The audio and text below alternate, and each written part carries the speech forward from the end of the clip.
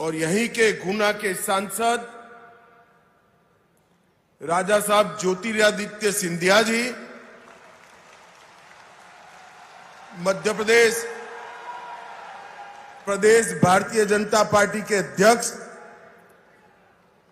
श्रीमान खंडेलवाल जी,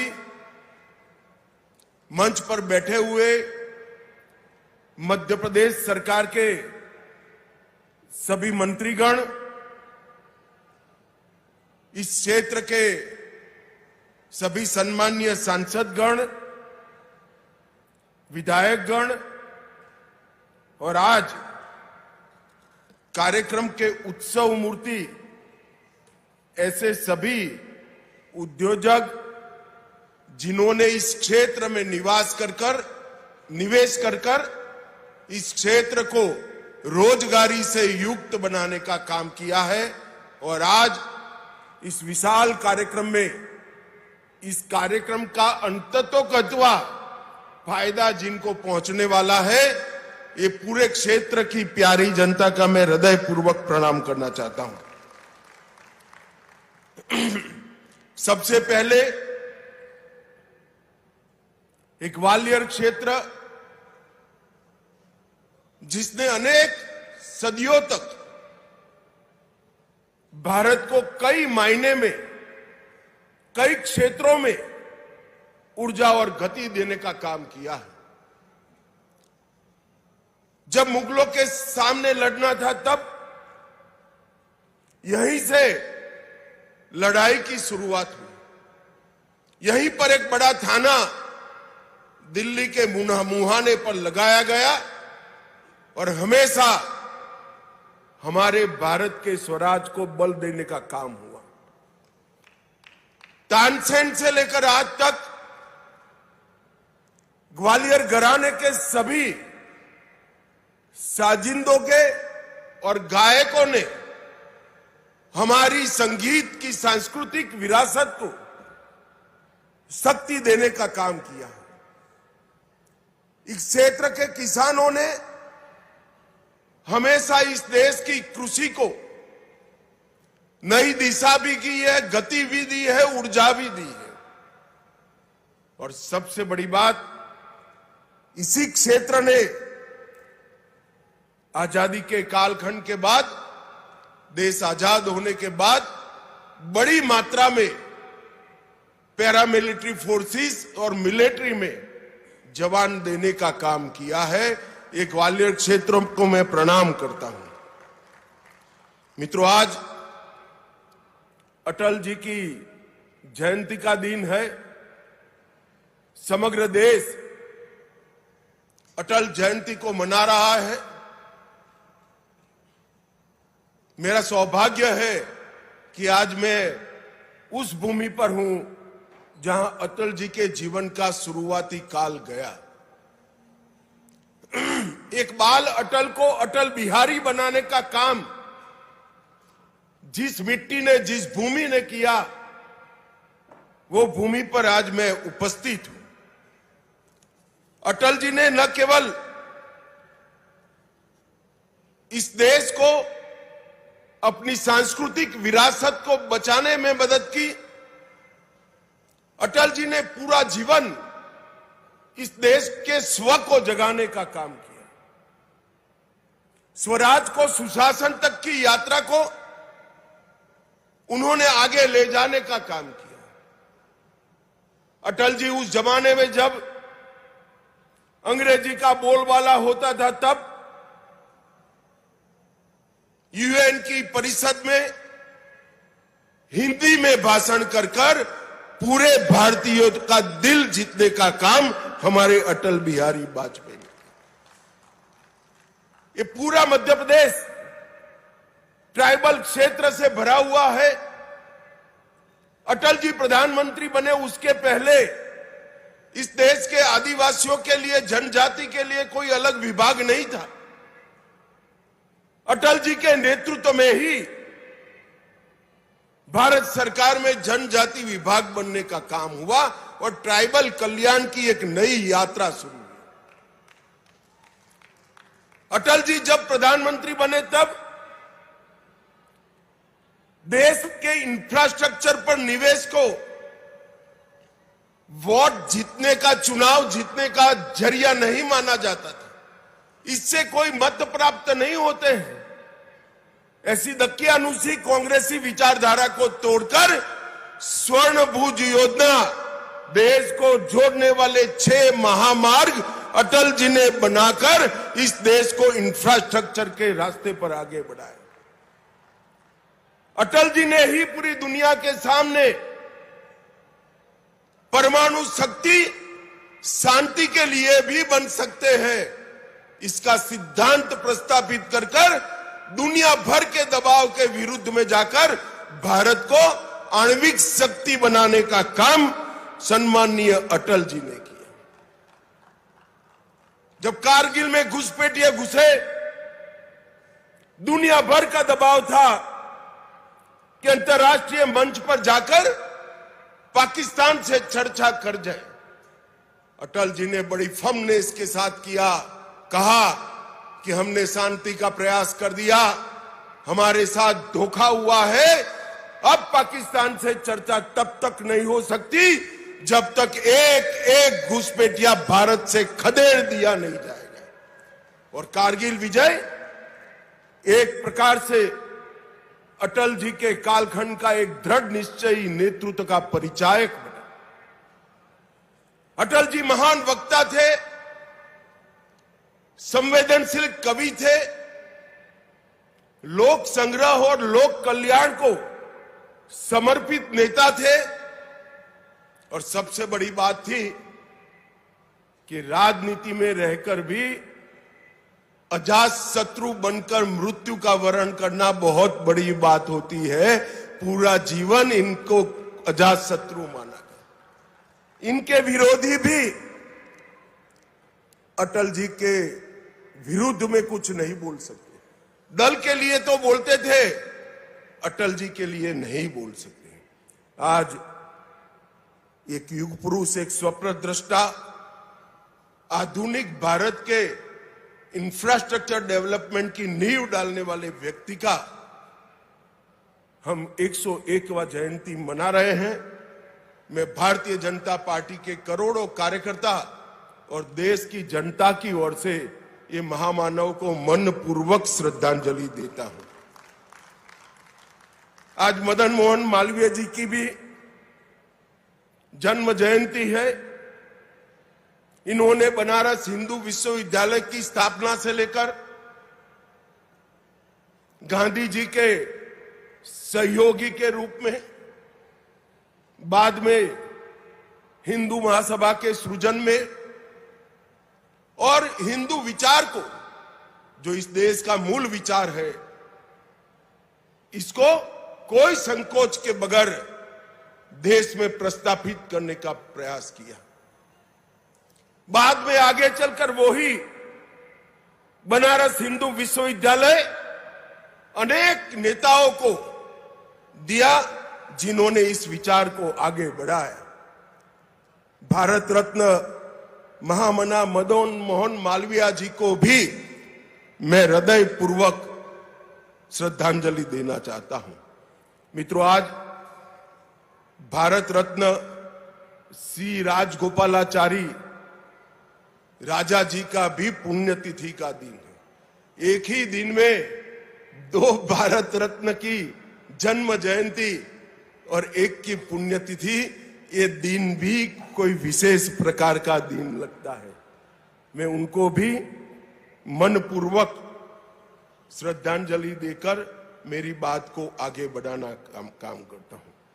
मित्रों, मैं बहुत लंबी बात नहीं करना चाहता। मैं मोहन यादव जी को एक प्रकार से बधाई देना चाहता हूं, क्योंकि ये स्ट्रक्चर्ड इंडस्ट्रियल कॉन्क्लेव्स का शुरुआत नरेंद्र मोदी जी ने गुजरात से किया। वाइब्रेंट गुजरात के नाम से इंडस्ट्रियल समिट को आयोजित करने की एक वैज्ञानिक शुरुआत नरेंद्र मोदी जी ने की, और उसमें राज्य के कैपिटल के अंदर एक बहुत बड़ा इंडस्ट्रियल समिट होता था, और राज्य में निवेश आता था। बहुत अच्छा प्रयास था, सफल भी हुआ, मगर मोहन यादव जी ने एक नई शुरुआत की है कि राज्य के संतुलित विकास के लिए क्षेत्रीय निवेश कॉन्क्लेव की शुरुआत की। ये मध्य प्रदेश के अंदर सभी क्षेत्रों में जो कॉन्क्लेव करने का और निवेश के भूमि पूजन के कार्यक्रम करने का इन्होंने शुरुआत किया है, वो सभी राज्यों में आने वाले दिनों में राज्य के संतुलित विकास के लिए बहुत फायदा करने वाले हैं। देखने में जब देखते हैं तब अमाउंट छोटे छोटे दिखते हैं, जैसे आज 2 लाख करोड़ का निवेश हो रहा है, मगर किसी को मालूम नहीं है कि 2 लाख करोड़ का निवेश इस क्षेत्र के लिए कितना बड़ा है, इस क्षेत्र की जनता के लिए कितना बड़ा है। राज्य का अगर संतुलित विकास नहीं होता है तो राज्य आगे नहीं बढ़ते हैं, क्योंकि हर क्षेत्र में एक पोटेंशियल पड़ा है। जैसे यहां पर मालवा और ग्वालियर चंबल के क्षेत्र में बहुत पुराना किसानों का उत्पाद कपास रहा, जाते जाते जाते विसरता गया, क्योंकि इसके उचित दाम नहीं मिलते थे।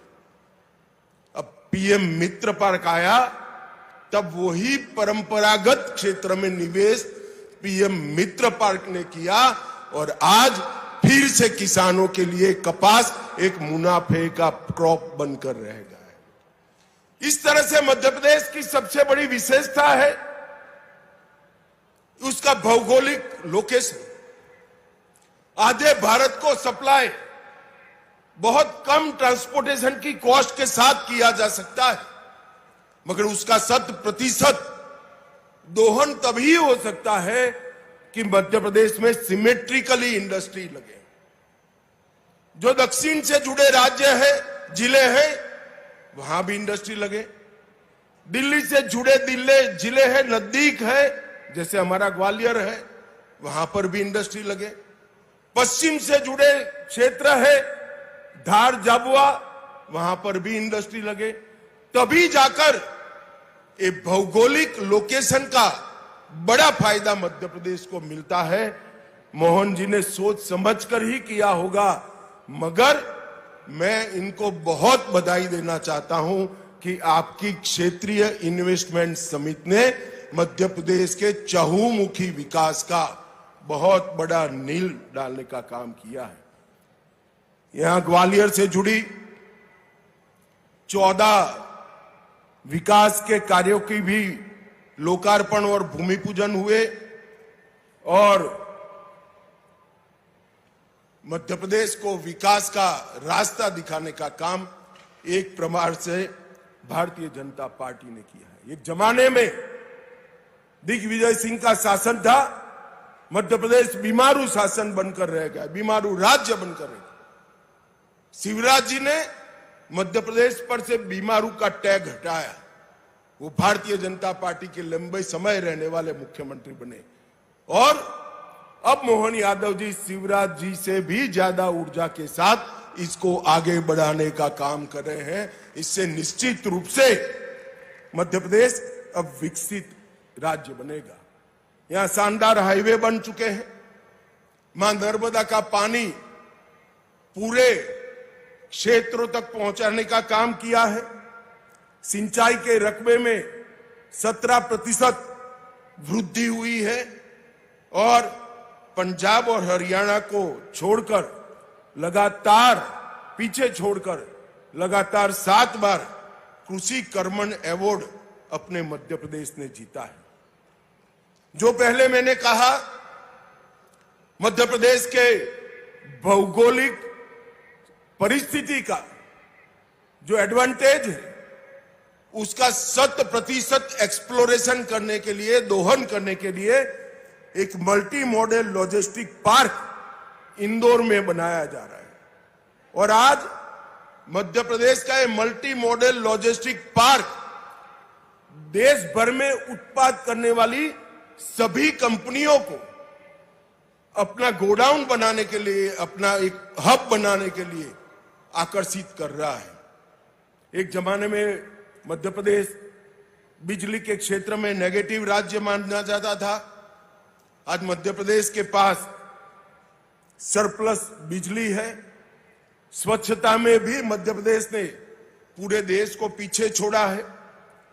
यहां मेट्रो के परिचालन में पूरे भारत में सबसे कम लागत अगर कहां आती है तो हमारे मध्य प्रदेश में आती है। स्टार्टअप के क्षेत्र में भी मध्य प्रदेश ने बहुत अच्छा काम किया है।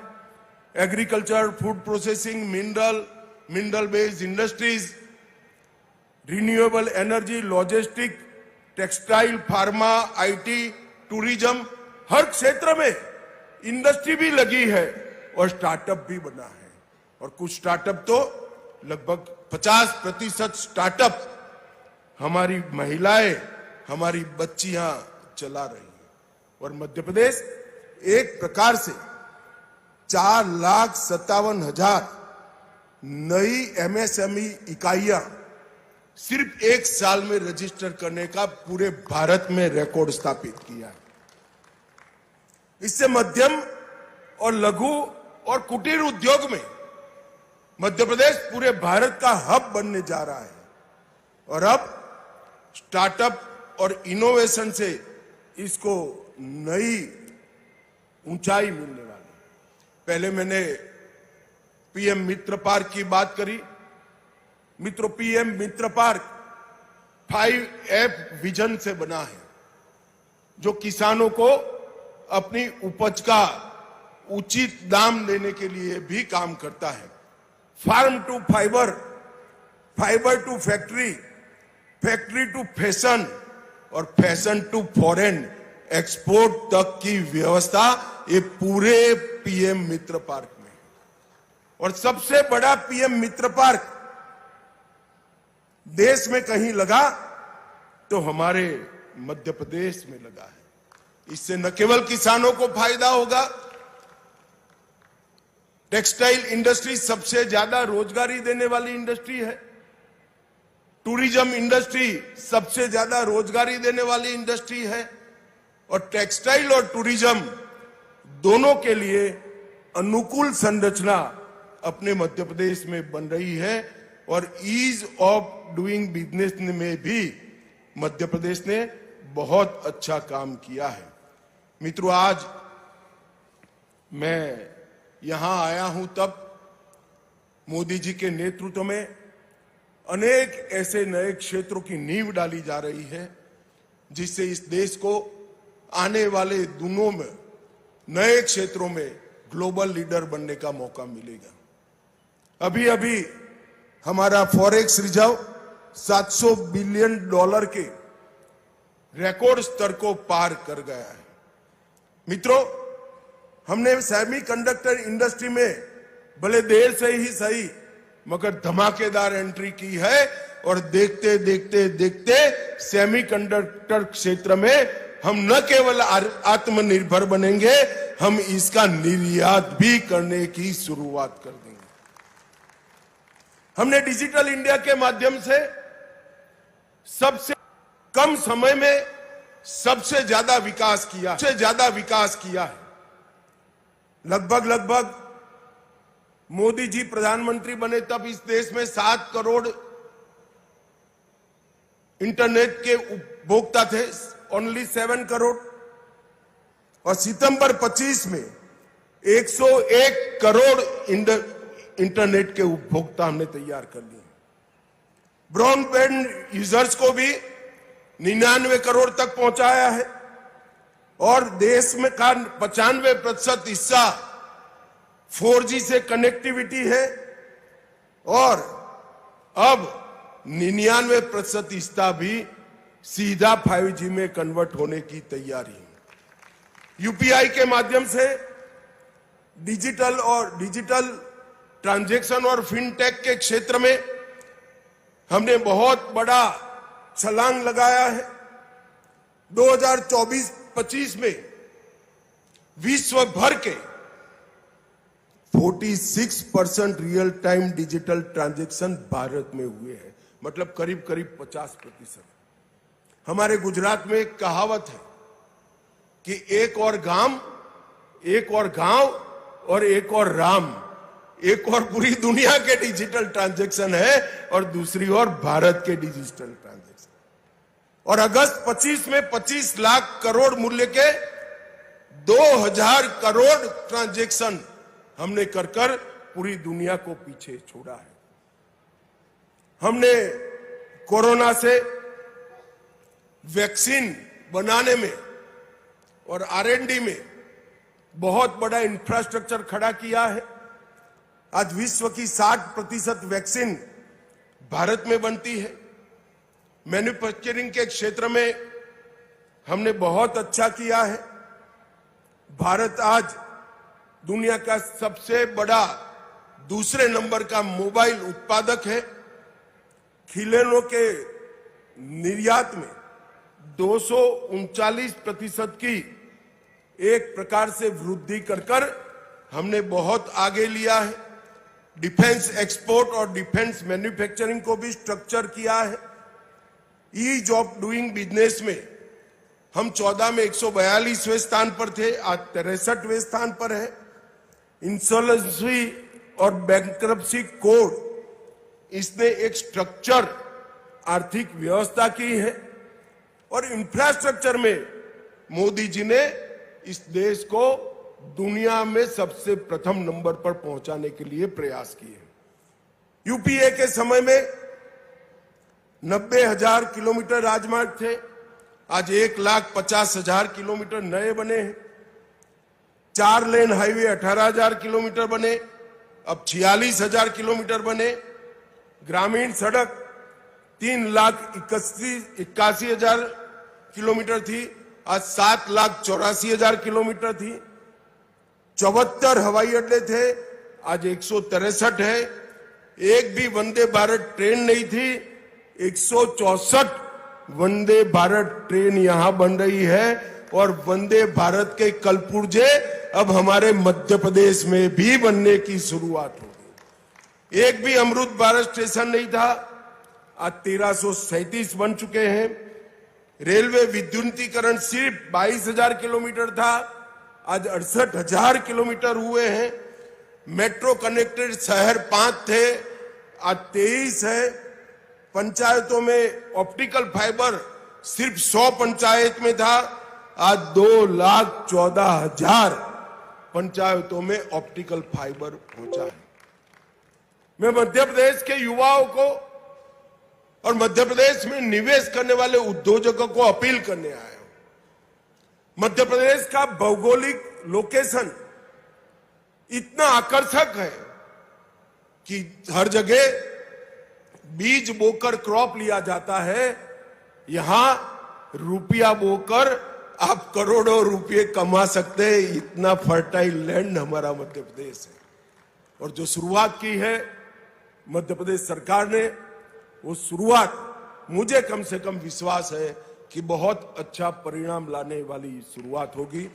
जब राज्य क्षेत्रीय संतुलन से विकास करता है तो इसका सबसे ज्यादा फायदा राज्य की जनता को और उद्योजकों को होता है, क्योंकि क्षेत्रीय विशेषता वाली इंडस्ट्री जब डेवलप होती है तो वो सस्टेन होती है, वो सफल होती है।